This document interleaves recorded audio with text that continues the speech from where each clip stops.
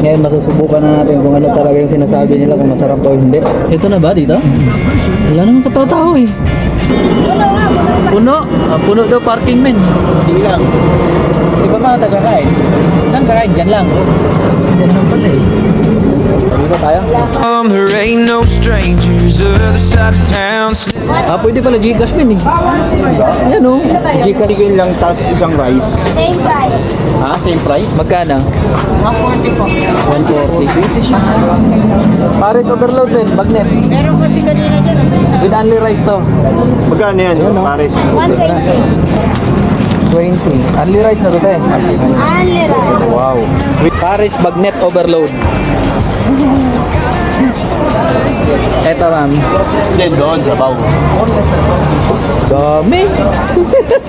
Dami pala. Overload talaga. Dami oh.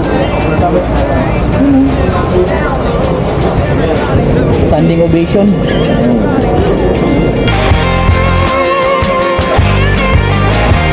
Ngayon masusubukan na natin kung ano talaga yung sinasabi nila, kung masarap o hindi.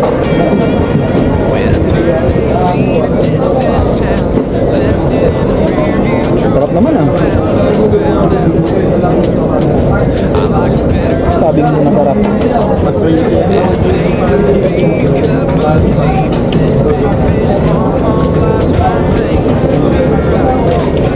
Masarap. About home. Take me to that place where my drink's already made. Don't gotta ask for a name, 'cause we all came from the same dirt roads. Everybody knows Friday night tailgate. Church people pray Sundays. Saka maraming ano. Maraming bagnet, di ba? Sulit pa rin.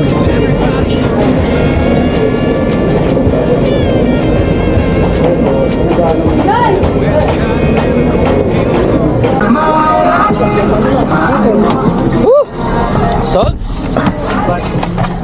Oh. Honest review, men. Honest review ng Paris ni Diwata. Kasi Diet syempre, ako eh. Diet ka pa ah. Sarap naman. Sulit yung 120. Only rice. Only sabaw. Pero hindi na nga tayo kumuha eh, no? Tapos may isang soft drinks. Sold na sa 120. Ano na yun? Sulit na yun. Sa lasa, Paris siya. Masarap. Masarap naman. Sa sunod, punta natin ano naman, chicken. Chicken overload. Chicken kasi 120, di ba? 140. 140 pala yung presyo nila.